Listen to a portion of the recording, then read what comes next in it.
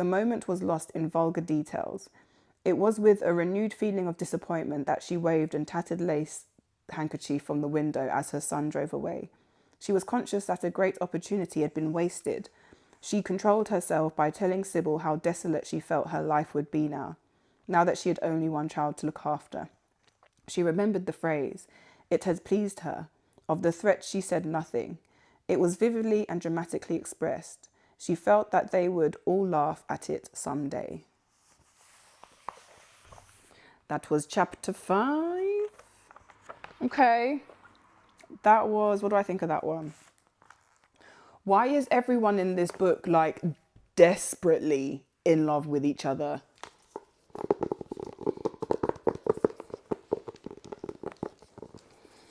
We're about to enter chapter 5.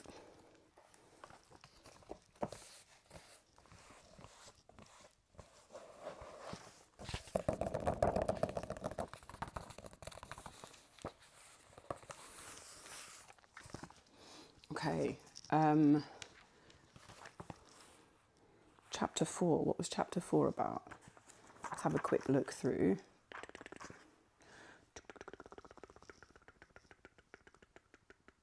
Oh yeah. Chapter 4, we got engaged, apparently. We found at the end of chapter 4 that we were engaged to the actress. It seems that Dorian has somewhat become infatuated. He's calling it love, but has somewhat become infatuated with an actress from the theatre. And the end of last chapter ended with Dorian basically telling his friend that he was going to be engaged to the actress whose name is Sibyl Vane, I think. Sibyl Vane. Let's see quick. Yeah, Sibyl Vane. So let's get into chapter 5. Let's see what they have in store for us here. Mother, mother, I'm so happy, whispered the girl, burying her face in the lap of the faded, tired-looking woman who, with back turned to the shrill, intrusive light, was sitting in the one armchair that their dingy sitting room contained. I'm so happy, she repeated. And you must be happy too.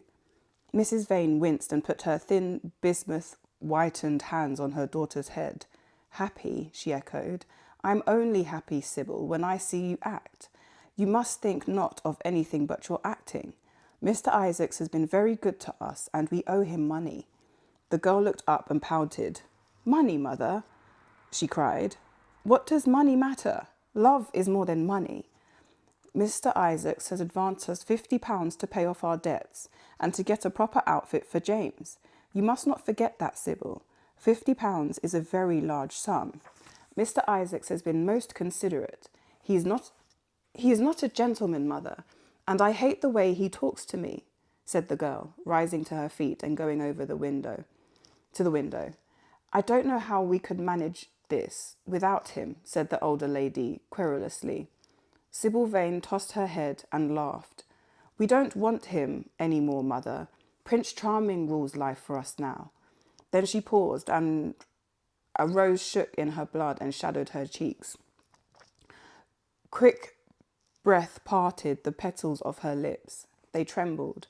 Some southern wind of passion swept over her and stirred the dainty folds of her dress. I love him, she said simply. Foolish child, was the parrot phrase flung in answer.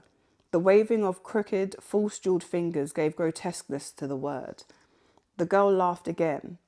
The joy of a caged bird was in her voice. Her eyes caught the melody and echoed in its radiance, then closed for a moment as though to hide their secret. When they opened, the mist of a dream had passed across them. Thin-lipped wisdom spoke at her from the worn chair, hinted at prudence, quoted from that book of cowardice whose author apexed the name of common sense. She did not listen. She was free in her prison of passion. Her prince, Prince Charming, was with her. She had called on memory to remake him. She sent her soul to search for him, and it had brought him back. His kiss burned again upon her mouth. Her eyelids were warm with his breath. Then wisdom altered its method and spoke of espial and discovery. The young man might be rich. If so, marriage could be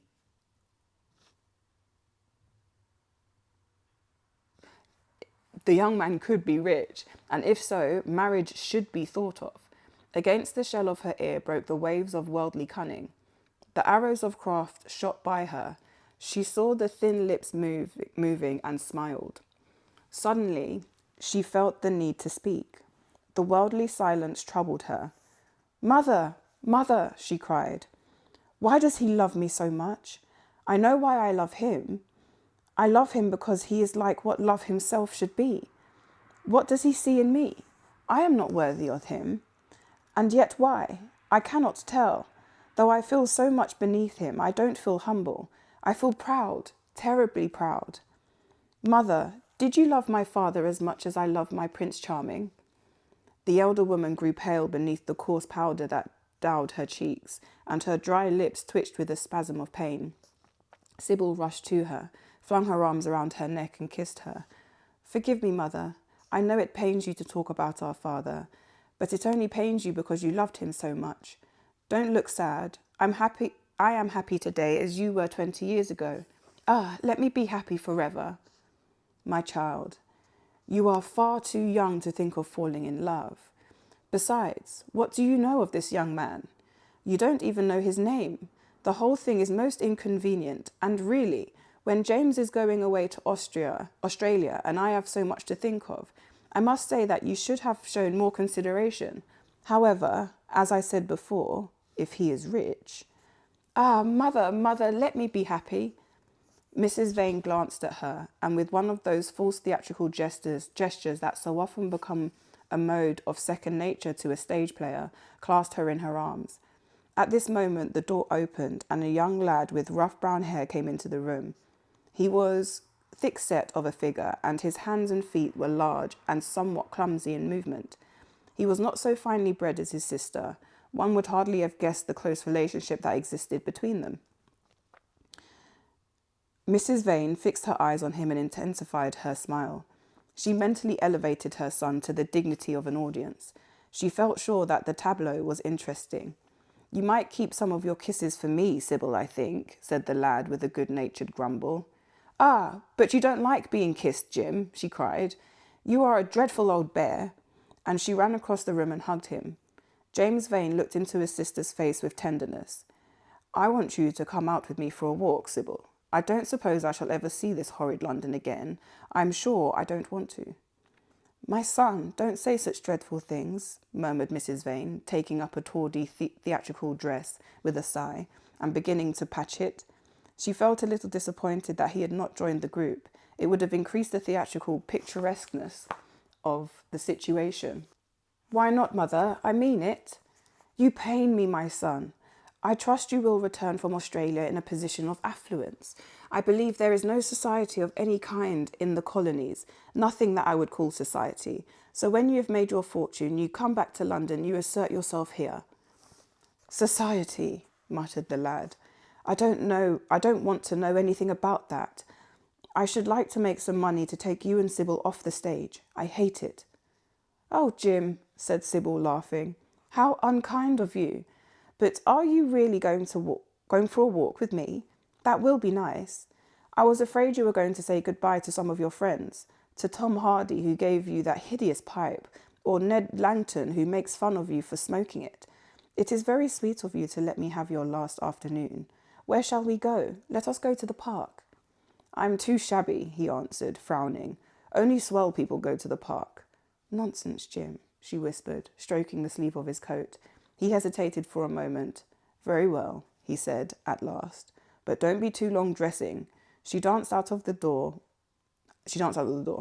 One could hear her singing as she ran upstairs. Her little feet pattered overhead. He walked up and down the room 2 or 3 times. Then he turned to the still figure in the chair. "Mother, are my things ready?" he asked. "Quite ready, James," she answered, keeping her eyes on her work. For some months past, she had felt ill at ease when she was alone with this rough, stern son of hers. Her shallow, secret nature was troubled when their eyes met. She used to wonder if he suspected anything. The silence, for he made no other observation, became intolerable to her. She began to complain. Women defend themselves by attacking, just as they attack by sudden and strange surrenders. I hope you will be contented, James, with your seafaring life, she said. You must remember that it is your own choice. You might have entered a solicitor's office. Solicitors are a very respectful class, and in the country often dine with the best families. I hate offices and I hate clerks, he replied. But you are quite right. I've chosen my own life. All I say is watch over Sibyl. Don't let her come to any harm. Mother, you must watch over her. James, you really talk very strangely. Of course I'll watch over Sibyl. I hear a gentleman comes every night to the theatre and goes behind to talk to her. Is that right? What's that about? You are speaking about things you don't understand, James. In the profession, we are accustomed to receiving a great deal of most gratifying attention. I myself used to receive many bouquets at one time. That was when acting was really understood. As for Sibyl, I don't know at present whether her attachment is serious or not, but there is no doubt that the young man in question is a perfect gentleman. He is always most polite to me. Besides, he has the appearance of being rich, and the flowers he sends are lovely. You don't know his name, though, said the lad harshly. No, answered his mother, with a placid expression on her face. He's not yet revealed his name. I think it's quite romantic of him. He is probably a member of the aristocracy. James Vane bit his lip. Watch over Sibyl, mother, he cried. Watch over her. My son, you distress me very much. Sibyl is always under my special care. Of course, if this gentleman is wealthy, there is no reason why she should not contract an alliance with him. My accent's changed, by the way, because I've just realised they're not posh, so my bad for that. Moving forward, we have different accents. My son, you distress me very much. Sibyl is always under my special care. Of course, if this gentleman is wealthy, there is no reason why she should not contract an alliance with him. I trust he is one of the aristocracy. He has all the appearance of it. I must say, it might be a most brilliant marriage for Sibyl. They would make a charming couple. His good looks are really quite remarkable. Everyone notices them. The lad muttered something to himself and drummed on the window pane with his coarse fingers. He had just turned round to say something when the door opened and Sibyl ran in. How serious you both are, she cried. What is the matter? Nothing, he answered. I suppose one must be serious sometimes. Goodbye, mother. Goodbye, mother. I will have dinner at 5 o'clock. Everything is packed except my shirt, so no need to trouble. Goodbye, my daughter. Goodbye, my son, she answered with a bow of strained statelessness. She was extremely annoyed at the tone he had adopted with her, and there was something in his look that had made her feel afraid. Kiss me, mother, said the girl. Her flower-like lips touched the withered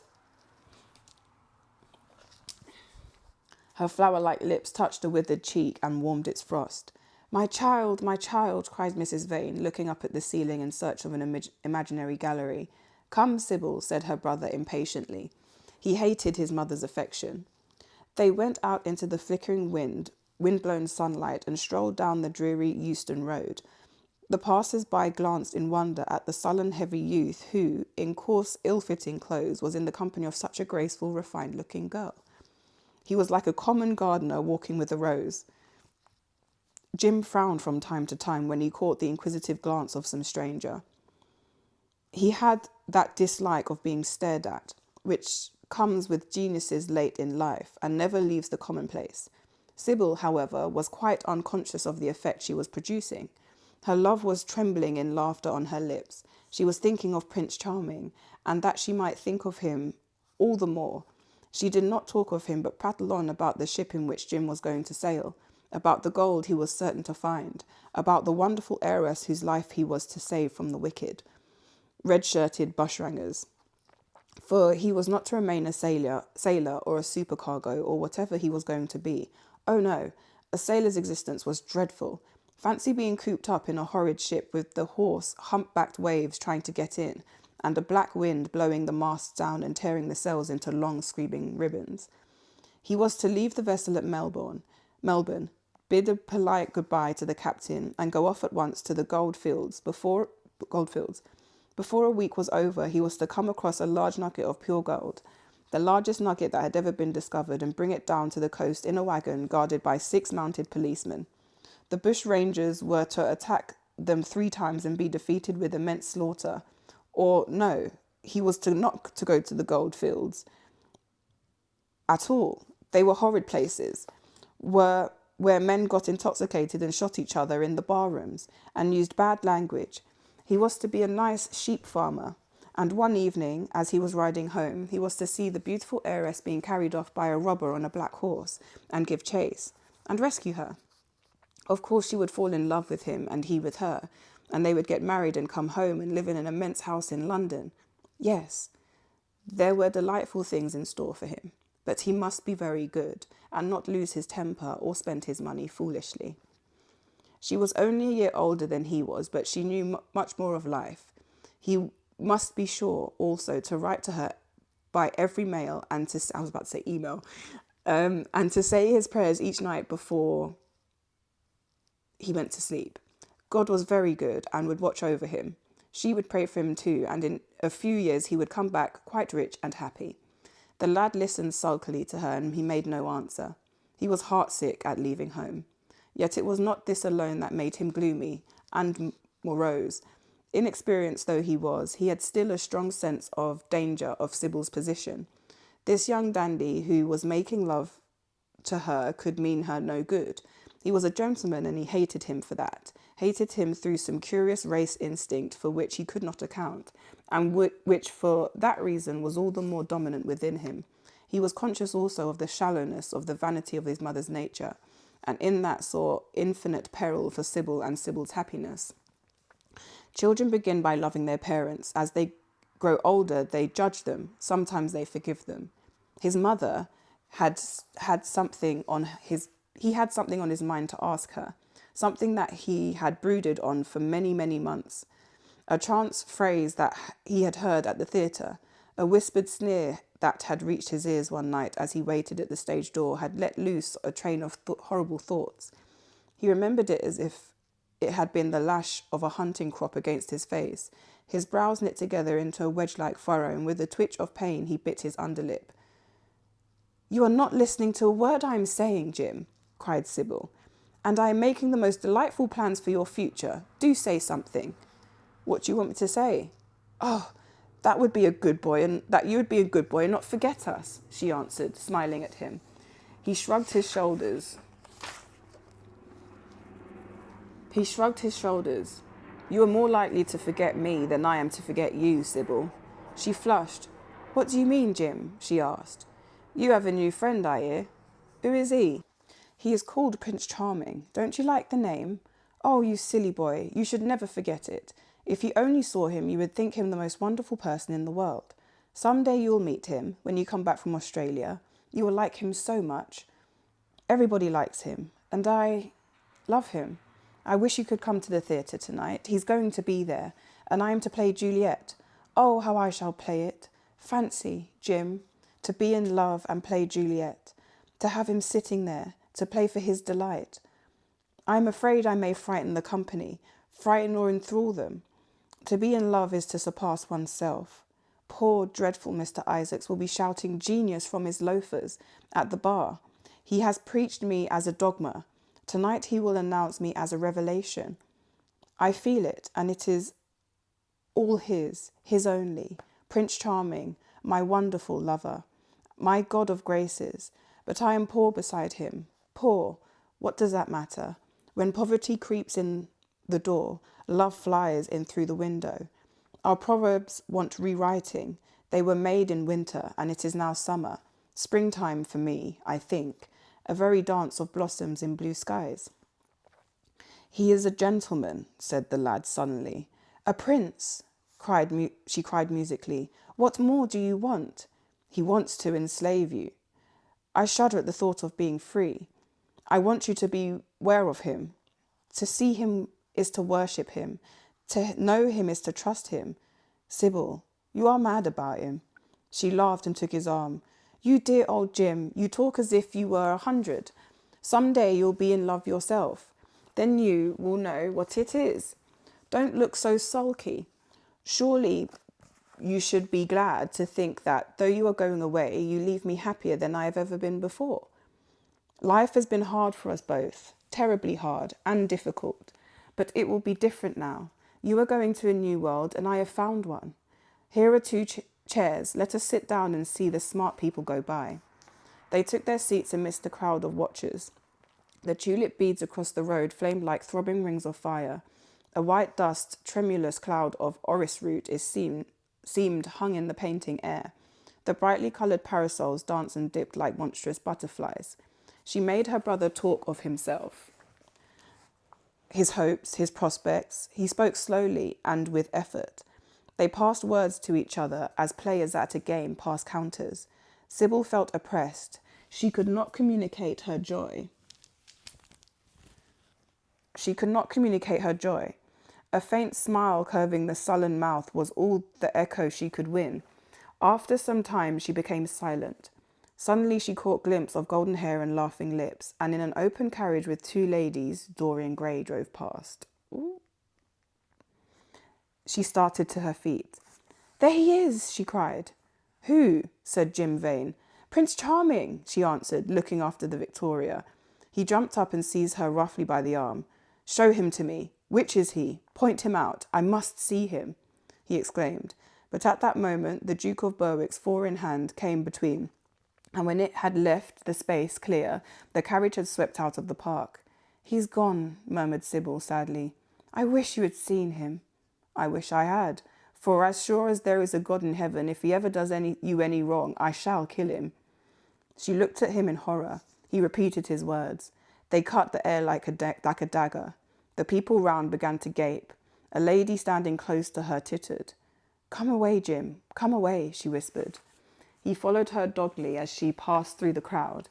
He felt glad at what she had said. When they reached the Achilles statue, she turned round. There was pity in her eyes that became laughter on her lips. She shook her head at him. "You are foolish, Jim." "Utterly foolish. A bad-tempered boy, that is all. How can you say such horrible things? You don't know what you are talking about. You are simply jealous and unkind. Ah, I wish you would fall in love. Love makes people good, and what you said was wicked."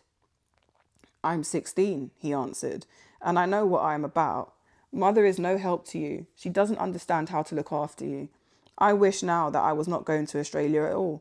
I have a great mind to chuck the whole thing up. I would if my articles hadn't been signed." "Oh, don't be so serious, Jim. You are like one of the heroes of those silly melodramas Mother used to be so fond of acting in. I'm not going to quarrel with you. I have seen him, and oh, to see him is perfect happiness. We won't quarrel. I know you would never harm anyone I love, would you?" "Not as long as you love him, I suppose," was the sullen answer. "I shall love him forever and ever," she cried. "And he?" "Forever too." "He had better." She shrank from him, then she laughed and put her hand on his arm. He was merely a boy, and at the Marble Arch they hailed an omnibus, which left them close to their shabby home in Euston Road. It was 5 o'clock, and Sibyl had to lie down for a couple of hours before acting. Jim insisted that she should do so. He said that he would sooner part with her when their mother was not present. She would be sure to make a scene, and he detested scenes in every kind. In Sibyl's own room they parted. There was jealousy in the lad's heart and a fierce murderous hatred of the stranger who, as it seemed to him, had come between them. Yet when her arms were flung round his neck and her fingers strayed through his hair, he softened and kissed her with real affection. There were tears in his eyes as he went downstairs. His mother was waiting for him below. She grumbled at his unpunctuality as he entered. He made no answer but sat down to his meagre meal. The flies buzzed round the table and crawled over the stained cloth. Through the rumble of omnibuses and the clatter of street cabs, he could hear the droning voice devouring each minute that was left to him. After some time, he thrust away his plate and put his head on his hands. He felt that he had the right to know. It should have been told to him before, if it was he had suspected.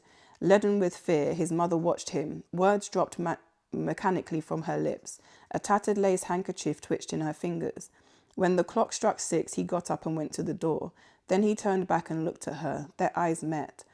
In hers, he saw a wild appeal for mercy. It enraged him.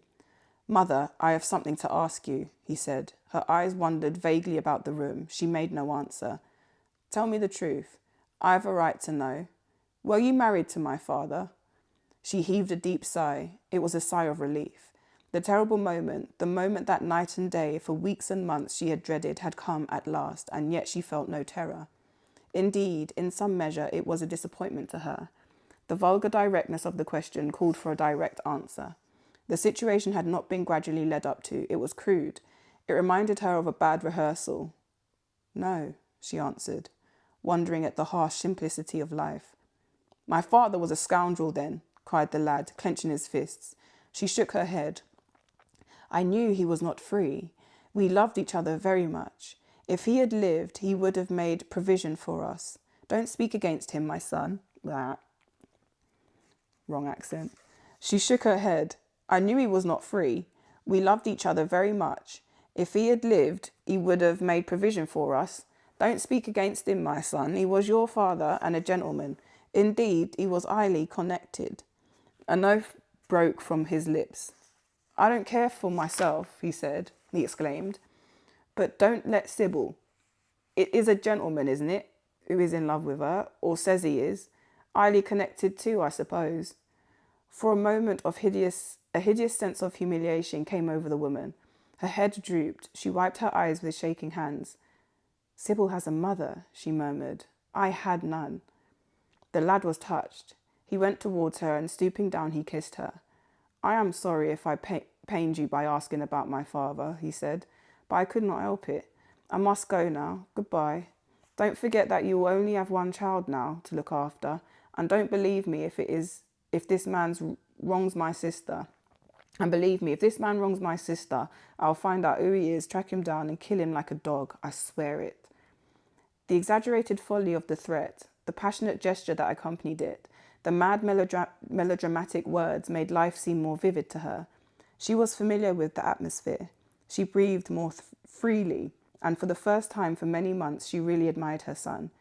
She would have liked to have continued the scene on the same emotional scale, but he cut her short.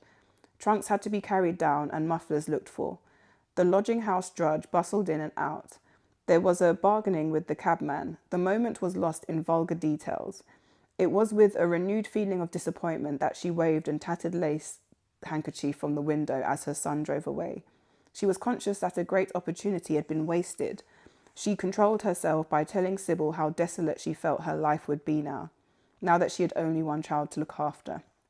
She remembered the phrase. It had pleased her. Of the threat she said nothing. It was vividly and dramatically expressed. She felt that they would all laugh at it some day. That was chapter 5. Okay. That was, what do I think of that one? Why is everyone in this book like desperately in love with each other? Not even I can't call it love. It's like weird infatuation. It's like obsession. People don't just seem to fall in love in this book. They seem to be obsessed. Now, don't get me wrong. I've not read many books from the 1800s. Do you know what I mean? This could just be the vibe from back in the day. But it's like intense love constantly. So we have Dorian, who's clearly infatuated with Sibyl, and then we have Sibyl, who's clearly infatuated with Dorian. However, we had a little bit of a moment there where she spotted Dorian in a carriage with two other women. We don't know who those other women are yet, obviously. They could just be some of the ladies that he was going out to dinner with. We don't know, but I'm sure that will come out probably in the next chapter. But yeah, I feel like this was kind of another filler episode, another filler chapter in a way. Although we did, yeah, I would say this is kind of like a filler chapter, but I enjoyed it still. I've been enjoying just this book so far as a whole. Filler chapters are needed either way. You can't have a book of just pure intensity, right? It's got to have your ups and downs. So yeah, that was good. If you stayed to the end, thank you very much as always. And I'll see you on chapter 6. Bye.